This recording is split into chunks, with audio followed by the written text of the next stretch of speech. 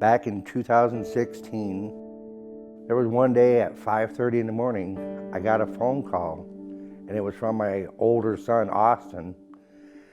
And he said that we got to go to the hospital. And I go, why? And he goes, well, Colin's there. And I go, what happened? He goes, there's been a robbery. I'll tell you when we get there. My son, Colin Brown, was murdered.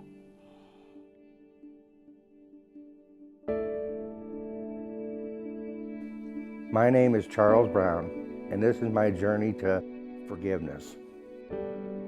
I went to the hospital and we waited. It was probably like 2 hours, and then they came in and the sheriff just kind of looked, and I knew right then and there he didn't make it. I just lost it. I felt my world came to an end. Police say he and two others broke into Brown's mobile home and tried to rob him. Another person charged in the case says Menifee shot Brown as Brown was running from his home. 3 men broke into his trailer and held a gun to his fiance's head and had Colin on the ground beating him. Colin broke away, jumped out the window and ran to the neighbor's house yelling 911. The one robber chased him and took a couple shots. One fatally hit him in the side and went through his heart. That was his last. He rolled over and died right there. Well, I went to work, and needless to say, I could not work because it was too troubling. I thought I could do it, but I had to take a month off to recuperate and just kind of think about things. And so I prayed, and I asked God to show me what it is I should be doing. And I prayed because I knew the trials would be coming, and I didn't know if I'd be able to face it.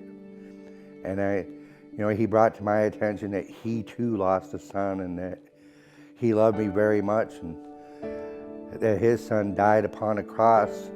And then his son, when he was on the cross, said, "Forgive them, Father, for they not know what they do." Well, the first trial came, and I saw things.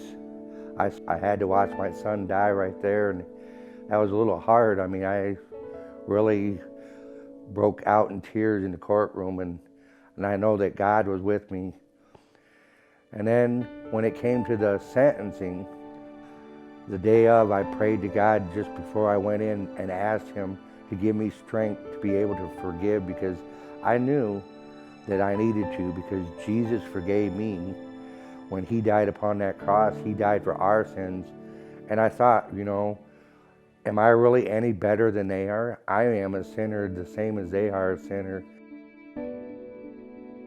I looked him in the eyes and I just said, I forgive you. I just want you to know, and I want you to think about when you're in prison and search your heart and really truly forgive yourself, because I would like you to find Christ. And he looked at me and didn't say nothing, but I could see something in his eyes that was a little different. And the next trial was down in Davenport, and this was for the actual one that shot my son. And I didn't know how this one was going to fare out, because I really didn't know if I would be able to forgive him, because he was the one that actually took my son's life. So I did some soul searching, and I did a lot of praying to God and asking him to keep me strong, so that we went to the trials, I'd be able to do the same thing and forgive him as well as the others. A jury convicted Takari Menifee of murder and robbery charges last month. Today he received a life sentence for the murder charge and 25 years for the robbery charge. September 25th, and that was his sentencing day. So I went down to the courthouse and was sitting there, and I was praying to God silently, asking him to continue to give me strength. And when I got up there, I looked him in the eye, and I just told him, I just want you to know I forgive you, because I'm no better than you. I've fallen short of God's glory, and I've done wrong in my life as well. And I know that I've been praying for you every day, and I want you to know that I would like you to find Christ and change your life around. Forgiveness is love, that Jesus loved us enough to die upon the cross. And I think if we can truly love through the pain, the anger, and all of this, this world would be a lot better off.